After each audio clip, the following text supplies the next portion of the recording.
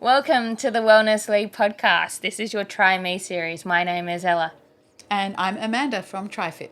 Throughout this series, we'll be covering everything in the sport of triathlon, from starting your first race right up to competing in sprint, Olympic distance, 70.3s and full Ironman races, giving you the best tips from our experiences in the sport. In episode 4, I speak to Emily from Precision Fuel and Hydration. We speak all things about nutrition, pre and post training, and also race day. Also, the most important stuff, caffeine, and where does that come into training and race day. So, shall we dive in? Let's get started. So, firstly, who are you? I am Emily, a sports scientist at Precision Fuel and Hydration. I spend most of my days talking to a range of athletes, like across all different kinds of sports, doing all kinds of crazy events, talking about all things fuel and hydration. So basically we'll talk through exactly what these athletes eat and drink on race day and training, everything like that. I do a lot of kind of data analysis as well as part of my role. So I'll talk to athletes about what they did and I'll go away and kind of what I call crunch the numbers on their intake and give them kind of an overall summary of what they were taking on and some feedback based on the science of maybe what they could do to improve. But it's a really varied role. I do kind of loads of different things to help athletes. I'll go out on crew events sometimes, stuff like that. It's just really fun. That sounds so much fun. I messaged a few of my triathlon friends and we came up with a bunch of nutrition and like sports science ideas that we thought were pretty relevant in what's happening in sport at the moment and to help everybody's ability and nutrition to become better and the race performance to obviously be enhanced the best way possible. Obviously, everything's going to be different for certain people and it's going to be a bit of like trial and error based on the personal. But firstly, so nutrition in terms of training, let's just say for a generalized athlete, we can go into the triathlon side later, but what are your thoughts on nutrition before, during, and after either training and then going to racing? Yeah, a really broad question, and so much kind of comes to mind and about timings and quantities and everything like that. I think one of the main things that I talk about with athletes is trying to simplify their kind of race day fueling and hydration and around training. And what we talk about at Precision is we kind of put that into the 3 levers is what we call it. So the 3 main things that your fuel and hydration strategy needs to optimize performance, to get you to the end, everything like that. And that's for the fueling side of things, carbohydrates as lever 1, and the hydration side of things, fluid and sodium as levers 2 and 3. And as long as you're kind of ticking all those boxes in the right quantities for you and the event and the training that you're doing, then you should be doing really well. It should be going like as optimal as possible. The hydration side of things is a lot more individual. Like you said, lots of this stuff is very individual. And the hydration side of things is based on people's sweat rate and their sweat sodium losses. So it's about kind of trialing and error and doing some testing and finding kind of out about yourself and your losses to kind of refine that and refine the quantities that you should be drinking, the sodium concentration that you should be taking in. But to simplify it, we put it into those 2 levers. And then the other side of things is the carbohydrates. So that's obviously the main fuel source that you'll be burning when you're training, when you're running, racing, everything like that, riding at relatively high, moderate to high intensities. That's the main fuel source. So it's important that you're taking in a good amount. We have kind of stores in our body that last about 90 minutes if they're kind of full and you've had kind of a good carb-rich breakfast, everything like that. But so anything longer than 90 minutes, when you're pushing over kind of 2-3 hours, is when you need to be more proactive with the amount of fuel that you're taking on board in a variety of forms. So that could be gels, drink mix, everything like that. And it's very individual, involves some testing, involves some gut training, which we can talk about as well. But it's about knowing kind of those 3 levers, the quantities that you're aiming for, refining the strategy, testing it out, building it up over time, if it's carbohydrates, for example, and training your gut. But those 3 levers are the kind of the way that we simplify it and break it down so everyone can kind of get an understanding. Because in the sports science world, there's a lot of articles and a range of things out there. So yeah, of course. If we can make the numbers simple for people, that's what we try and do. So you talk about testing. How do you go in the way of one, testing your carbs and also testing your sweat rate for nutrition? Yeah, so on the hydration side of things, sweat rate you can do it quite easily. You can measure your sweat rate. It's something I talk to athletes about daily and recommend. But if you weigh yourself before and after sessions and keep a good log of this, you need to take into account if you've drunk anything. But a kilogram equals a litre. So it's quite an easy conversion to do. And you can do it quite accurately at home if you've got some scales. You just want to weigh yourself immediately prior to and immediately after a session, trying to keep like maybe an hour or 2 hour session where you can, and doing that as much as you can and creating a bit of a log and get an idea of your sweat rate, just to know in a range of conditions, is my sweat rate 2 litres an hour? Is it as low as 500 ml an hour? And it's varies so much on conditions and also between individuals that's why it's so good to go away and do and get an idea to help when you're planning the volumes that you should be drinking. Not because you need to replace your losses 100%, right? If you're losing a litre, you don't need to drink a litre per hour, but so you can help kind of plan the quantities to avoid too big a deficit building up.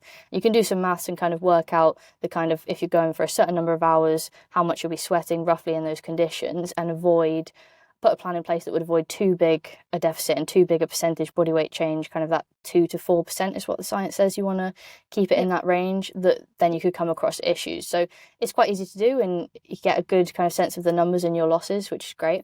The carbohydrate side of things is I find it a lot easier to kind of recommend and talk about because it's a little bit less individual. It depends more on the intensity and the duration of the event, the session that you're going to do. The science is dependent on those things, but we have an online planner, which is great to do as a kind of guideline for people, as a good place to start, where you put in your event details.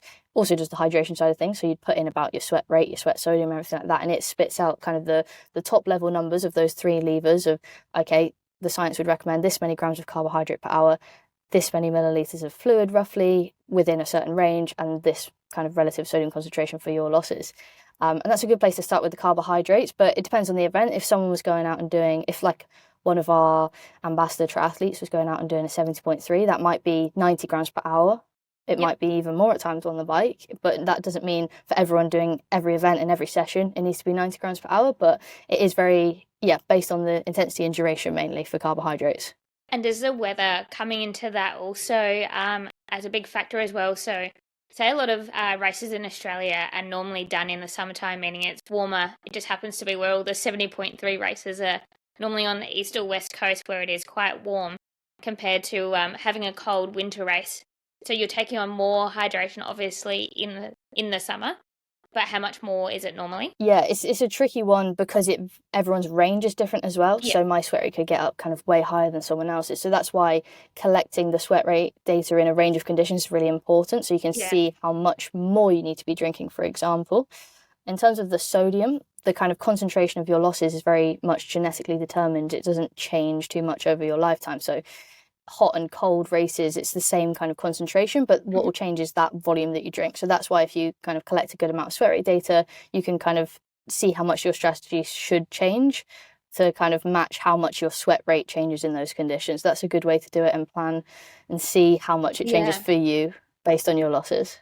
Yeah, absolutely. So I think that's something I definitely need to work on, as I've raced for years, as we were speaking about before, but I always found the biggest problem was after a run. I always used to get lots of migraines. I knew it was because I never fueled a lot, but now I have since realised it's probably my body is so low in sodium once finishing. But that will go into the next part, is saying, like, fueling correctly. At what point do you bring in the gels? And so you said it's over an hour and a half. And then, so when do you recommend to have them? And what precision ones do you prefer? No, it's a really good question, because some people would then assume that, okay, so 90 minutes, I'll start fueling like an hour in or 90 minutes in when my stools are running out, right? But what you really want to do is start fueling early and then regularly and consistently to keep yourself going, so that instead of waiting an hour or 90 minutes till you're hungry, until it's like too late and you're trying to catch up a little bit, instead it's like 20-30 minutes in, you're already kind of sipping on that first gel and you're getting some fuel in consistently to either hit 30 grams per hour. If you're aiming for 60, that might be some gel every 20 minutes to reach that quantity that you're aiming for, depending on like the logistics and how you're going to do it as well. Some people might be using more drink mix, but it's going to be kind of regular intervals. Some people will have kind of bigger doses spread out a bit more, but it's all about that consistency and making sure you are regularly taking some carbohydrate in from about 20, 30, 40 minutes, depending on the event and your kind of carb targets that you're aiming for. In terms of the sodium side of things as well, I think it's good to talk about the hydration, because similarly, you don't want to wait too long until you're kind of too far in, and then you're trying to play catch up with the hydration until you're Yeah. like thirsty as well. So again, it's important that you've got a bit of a plan, and you do kind of put it in place, and you start drinking, you start eating regularly and relatively early with the gels and with the kind of the logistics and the drink mix and the gels and all that kind of thing.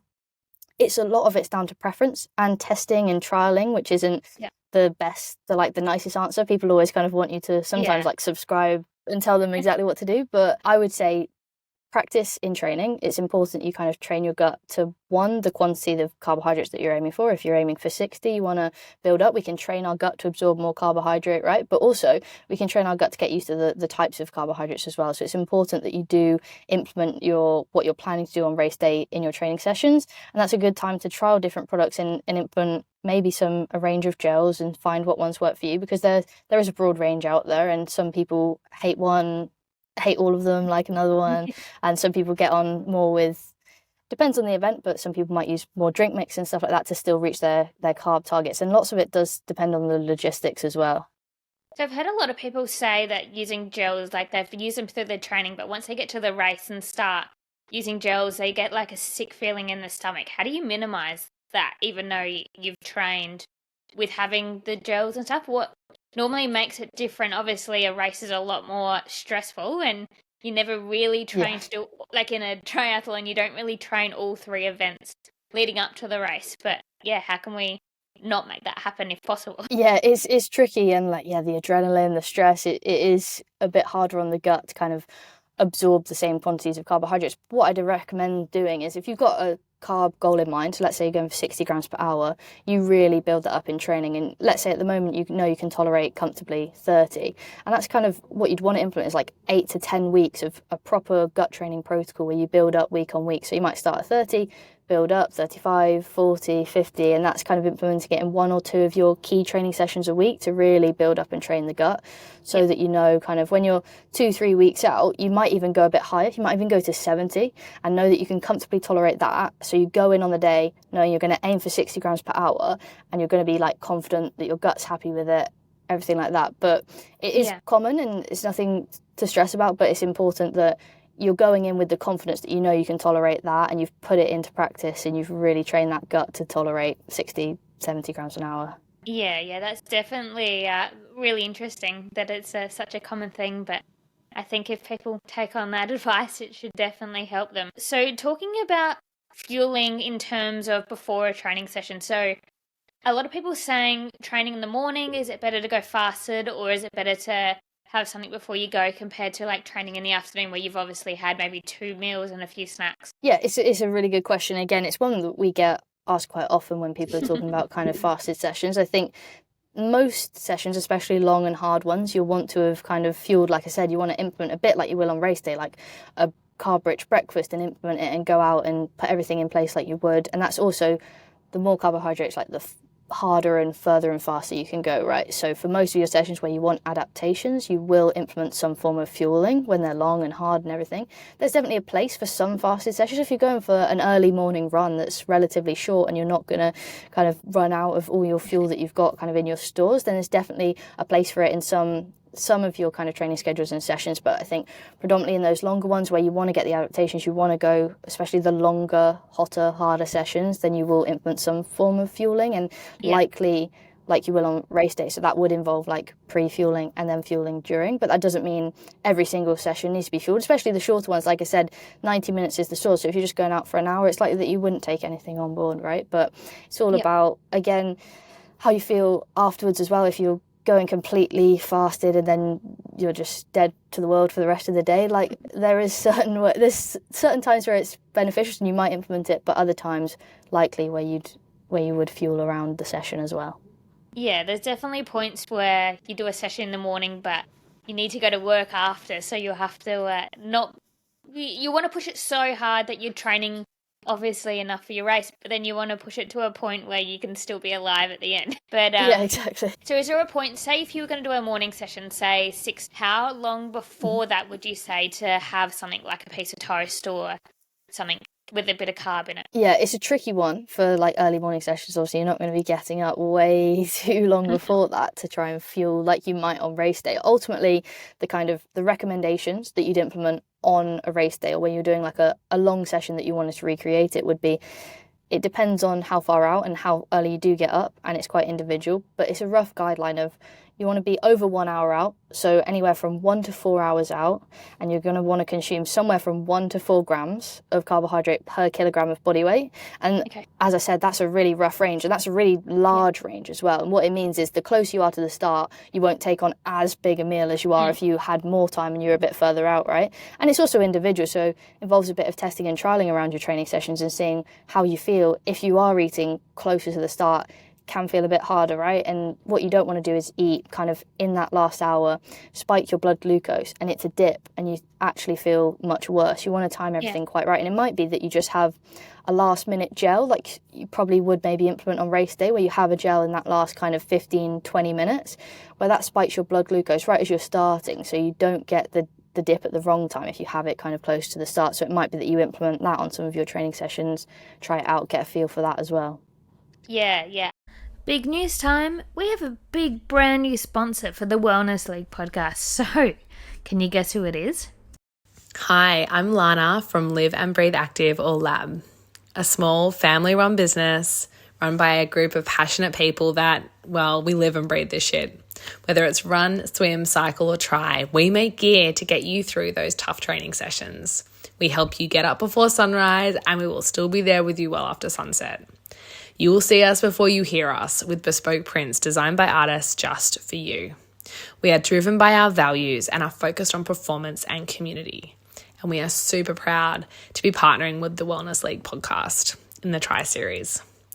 Find out more or shop online at liveandbreatheactive.com. We can't wait to have you as part of the crew. How good is that, hey? Discount codes and the link will be in the bio. But you know what? Let's go back to the pod. Yeah. So that leads into the next part of being a coffee and caffeine. So there's always the great debate, do we have the coffee before, do we have it after, when's the best time, and caffeine in terms of, is it really beneficial when it comes to racing? Yeah, I love talking about caffeine. I am a big coffee and tea drinker. Yeah, it's a fun one because although it's not kind of one of the 3 levers, like I said, it's like a little side button, let's call it, but it's got a lot of evidence and science behind it to show some beneficial effects. So it's a fun one for people to kind of use and implement, especially when they are big caffeine users and coffee drinkers, to try and kind of maximize the benefits. And to do that, it's all about the quantity and timing and how you do that on race day and around sessions. Caffeine has a half-life of 4 to 5 hours, which is relatively long. So if you're having a coffee in the morning, as long as you're not way too far out and it's like a late start, then that's still going to be in your system by the time you get going. So that's kind of a good place to start, by having some in the morning. The general recommendations are actually based on body weight again. So it's 3 to 6 milligrams per kilogram of body weight. So that could be anywhere from kind of 200, 300, 400 milligrams over a race, but that doesn't take into account duration. Actually, that's one of the kind of negatives of that recommendation. But for a 70.3 and for like a full distance, it works quite well. But for a full distance, you might be at that top end, so that's 6 milligrams per kilogram. For a half, maybe you'd be closer to that 3 milligram per kilogram. And what that would look like, for example, would be 2 caffeine gels that would be like 100 milligrams each on the bike and maybe 1 on the run. And with that kind of quantity, you'd be hitting that recommended range, getting the kind of maximal benefit. And how you time that, again, is down to preference and what you're used to. But it also might be 1 caffeine gel before the start as well. So that's going to kind of spike as well as your glucose levels, your caffeine levels in the system. And then you'd kind of have the one or two on the bike to maintain it, 1 or 2 early on the run to maintain it if it's a 70, because caffeine takes roughly 45 to 60 minutes to get into your system. So there's no point having it towards the end of the race, really. That's going to be kind of not too helpful. Might help kind of for a buzz after a race, but you really want to kind of time it so you're having it early enough that you get the maximal benefits, right? Yeah, definitely. I think coffee is a very good thing to have, especially before a run. And then the coffee, in terms of after, we as a training group always say it's a big thing to go and have one after for enjoyment. But does drinking a coffee immediately after training or racing help not so much your recovery, but your metabolism in a way? There's definitely some studies to show kind of its effects when you have caffeine and carbohydrate in the kind of in recovery, so it does benefit the kind of carbs absorption and refueling side of things. But I don't think there's like too much. It's just about, I would say, to do with more like the timing of when the race and the session has been, that you don't want kind of caffeine too late in the day. It's going to be more based on that timing and again, an individual, because with all of these kind of caffeine recommendations, there is a range of individual tolerances in caffeine. Like some people will come to me and we'll discuss kind of the main 3 levers and then caffeine a little bit, and if it's someone who does not drink coffee and does not get on well with caffeine, then these recommendations obviously don't work with them at all. So it's about finding the levels that work with you as well with caffeine, because it is quite varied with how people get on with it. You said about the carbs after. So after a training session, is there about a time kind of difference where you should start consuming food to kind of help that recovery, like you said? Yeah, with recovery, it all depends on the timing and how long you've got. If you're going again kind of the next day, like if you're doing like a multi-day event, or if you're going session after session and it's quite kind of intense and day after day and you've got a limited time to recover, or if you're doing like 2 sessions in a day, then the timing of that kind of carb is really important. The main 2 things are the carbohydrates and the protein, right, to refuel and recover and kind of replenish and help build the muscles again. So if you have a limited time, it's all about the speed you get it in, and you'd want to refuel. You'd want a good carb top up and some protein like immediately after a session to kind of help you go the next day if it's a multi-day. If you've got kind of over a day before you go again, then there's definitely less stress on it and less kind of pressure to refuel as quickly. You can just eat as you normally would, refuel kind of in the evening with the evening meal. Very similarly with hydration as well. So with rehydration, our body is really good at kind of sorting itself out. If you eat and drink normally, your sodium levels, everything like that is really tightly restrained and can go completely back to normal in like 24 hours. But if you were to go again the next day, if it's a multi-day, if you're going hard and training day after day, session after session, then what you might do is also like kind of implement a strong relative sodium concentration drink after a session, and that just helps you top up on the deficit that you've built up. So where someone like yourself might be a bit dehydrated, maybe some migraines, and you go in again the next day, you've had a long day, you haven't been drinking as much, you've had a session, you're a bit dehydrated, you might then do kind of a strong sodium drink instead of just water. Helps you retain the fluid, helps you build up on the kind of sweat deficit that you've built up over the session, over the day, to go again the next day. But if you've got plenty of time, then the body is great at sorting itself out.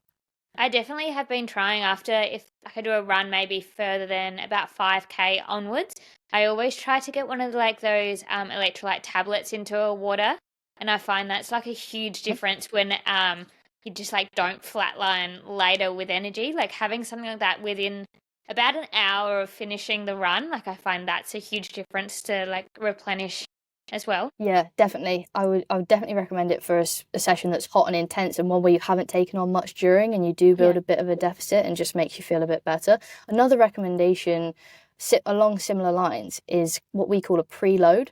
So that's having a strong electrolyte drink before a session or before a race. So kind of 90 minutes to 2 hours out, a really strong electrolyte drink. We recommend pH 1500, which is 1500 milligrams per litre concentration, quite strong.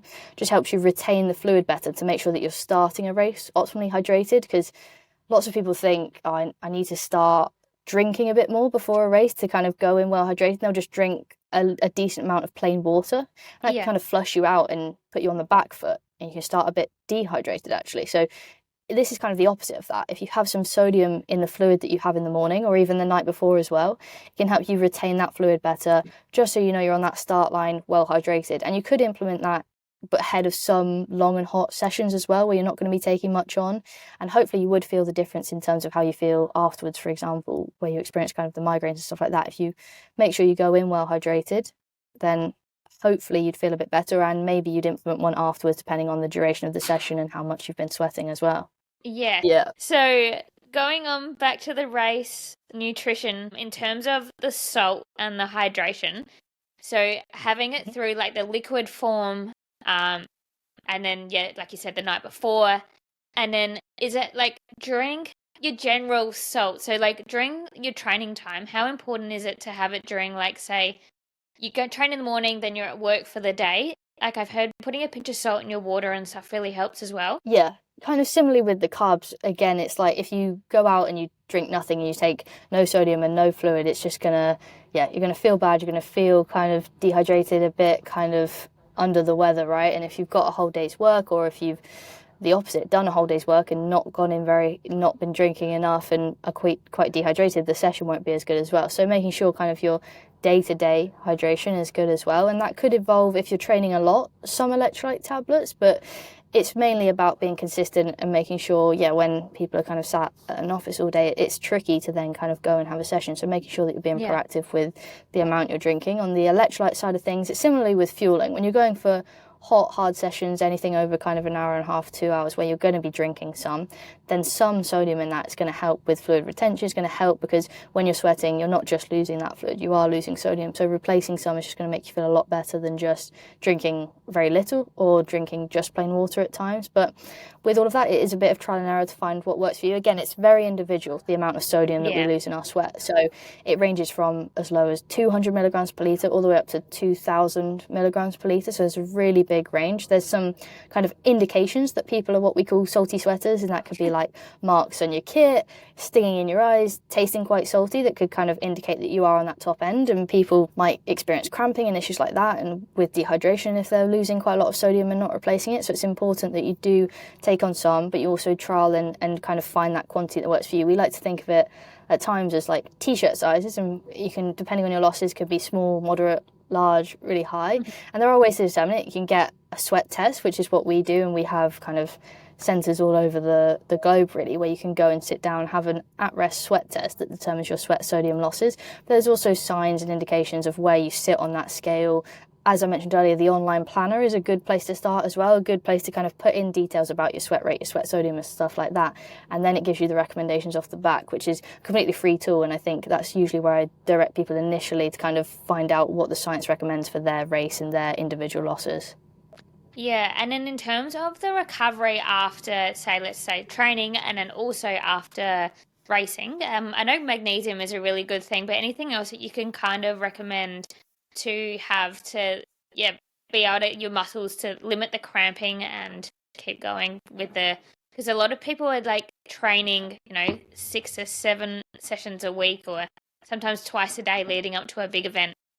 Yeah, I'd say the first thing is about what you're doing during to help with that recovery and how it goes afterwards. So making sure that you are using an individualized hydration program that is really kind of being proactive with the amount of fluid, the amount of sodium and other electrolytes that you're replacing. So that includes a little bit of magnesium. It's not so individual and it's not such high quantity. Sodium is the main electrolyte that we lose in our sweat, but it's important that you've replaced a good proportion of that, and that is going to help with that recovery and help you feel better afterwards as well. And then with afterwards, I think the most important things really are the carb and protein, the quantities and the timing of that, making sure that you are doing it as quickly as possible if you've got to go again and you want to feel better. Similarly with the hydration, a strong electrolyte drink. Magnesium's one that has come to the kind of forefront in recent years, and there is lots of research in terms of more kind of emerging research, let's say, into kind of its effect on sleep and bits and pieces like that. It is one of the electrolytes we lose in our sweat, but not in great quantities. So with cramping and electrolyte balance, it's all about maintaining all of those electrolytes and the fluid balance. So as long as you're kind of implementing a good strategy that meets all of your needs, then that should be fine in terms of replacing what you need to. Cramping is also a really horrible, interesting topic because it's so debated and there are lots of factors. So it's not just the electrolytes and fluids, but neuromuscular fatigue comes into it, and it's quite multifaceted. So there are lots of things playing a part. But with magnesium, I think we don't look at it too much. We don't do too much into the recovery world, but kind of from my own research and kind of into the recovery aspects of things, it's all about its impact on sleep. But I would say mainly it's about not having a big deficit and kind of being deficient in magnesium. It's just about kind of having a reasonable level of hydration, so some of those electrolytes, and getting a decent amount from food and making sure you're not deficient in it. That's going to just help with your recovery, sleep, everything like that. Good. Well, thank you so much for your time. Thanks for having me. It's been really fun.